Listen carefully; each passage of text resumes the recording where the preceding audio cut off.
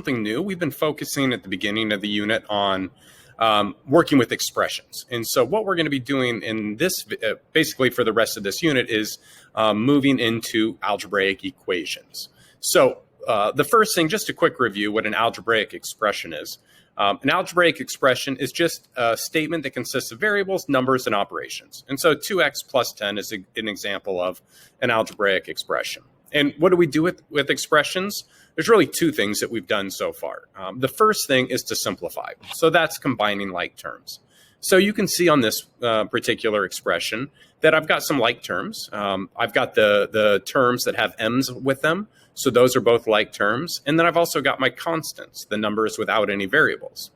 And so I can combine those like terms. And so for this particular expression, it would simplify to 5m minus 3. The other thing that we do with expressions sometimes is we evaluate them. Now, to evaluate them, you actually have to know what the variable equals.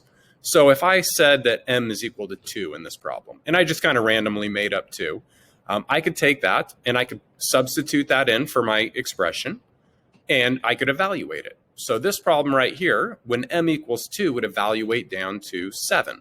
Remember, when you're doing this problem, the most important step to write down is that very first step where you show that substitution. It's really easy to make mistakes on these problems, especially when you start working with a lot of negative numbers. So it's really important to show that substitution and to go through all the steps. And what this equals can change depending on the variable. You know, if I was going to take this expression right here, and instead of m equals 2, I change it to something else, like say I did m equals 3. Then I evaluated that same expression again, okay, I'm going to get a different answer. In this case, it would be 12. So that's something to keep in mind, that the answer to when you're evaluating really depends on what that variable equals. Unlike an algebraic equation. Now, an algebraic equation, at least the problems that we are going to be working with to start this year, has one answer. Now, there are equations that have got more than one answer. Some equations actually have an infinite number of answers or even no answers. But everything that we're going to be doing to start with has one answer. And when you are asked to solve an equation, what you are looking for is you're looking for a variable. Like, you're not looking for a variable, you're looking for what number do I substitute or plug into the variable to make the statement true. You notice really the only difference between expressions and equations are that equal sign. And so what I need to know is, okay, what number would go in for x that would make that a true statement? So we're going to be focusing a lot on proper communication and how you organize your work over the next few lessons. But for this video, I just want you to focus kind of on the problem solving and thinking about, you know, what x would have to be. So like in this problem, if I just looked at the term 2x, okay, what would 2x have to equal in order to get 16? All right, if you said 6, okay, that is correct, because 6 plus 10 is equal to 16. But what the question's asking for, when you're asked to solve this, I want to know what x is. So really what the question becomes then is, okay, 2 multiplied by what number equals 6? Remember, when you have 2 and x right next to each other, it means 2 times x. So 2 multiplied by what equals 6? If you said 3, you are correct. So what that tells us for this algebraic equation, in order the correct solution is going to be x equals 3. And you can see if you were just to kind of go back at the beginning and work it out, 2 times 3 is 6, 6 plus 10 is 16. It makes it a true statement. All right, let's try another one. So 4 plus p divided by 2 is equal to 3. So what is this p going to equal in this problem? Well, let's look at the term that has the p. So that whole thing right there, p over 2. So 4 plus what number equals 3? All right, if you had to think about that one a little bit, it's probably because it is a negative number. 4 plus negative 1 is equal to 3.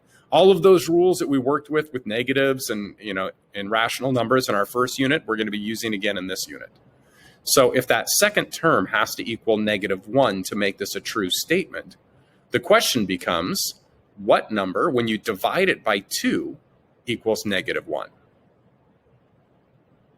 All right, if you said negative 2, you are correct. Negative 2 divided by 2 is equal to negative 1. Therefore, P is equal to negative 2.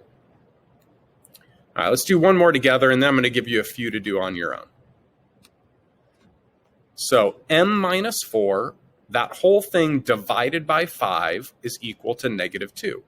Let's solve for m. Well, if we just look at the numerator of this, okay, so what number, when you divide it by 5, equals negative 2? The correct answer is negative 10. 10 divided by 5 is positive 2, but negative 10 divided by 5, because they have different signs, is going to be negative 2. So if I know the numerator has to equal negative 10, the question becomes, what number, when you take away 4 from it, is equal to negative 10? And of course, the correct answer for that one is negative 6. And this goes back again to all of our rules about working with negative numbers. Negative 6 take away 4 is equal to negative 10. Therefore, m is equal to negative 6. All right, so I've got 5 questions that I want you to do, all kind of like this. And so what we'll do is we'll go through, you'll give your answer, and then I'll briefly go through each solution. If you get one wrong and you need to go back and watch the solution worked out a few times, feel free. Okay, question or problem number 1. Start you off with one that's maybe a little bit easier. 12 is equal to 7 plus x. Solve for x. All right, in this problem, all you really need to do here is just figure out, okay, well, 7 plus what number is equal to 12? Okay, and the answer to that is 5. And because that x is already by itself, I don't really need to do any other steps, okay? So I know that x is going to equal, well, that should be a positive 5, not negative 5. All right, so the answer is positive 5. Problem number 2. Negative 3 times x is equal to 21. Solve for x. All right, here you have to remember your rules with positives and negatives, okay?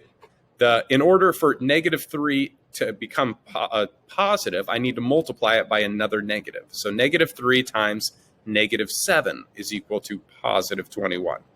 So that means that x is equal to negative 7. All right, the last 3 involve a couple of steps. So 10 is equal to y divided by 5 plus 1. All right, to solve this one, you would have wanted to look at that term and think, okay, well, what does that thing have to be? Well, it's going to have to be, like, what number plus 1 is equal to 10?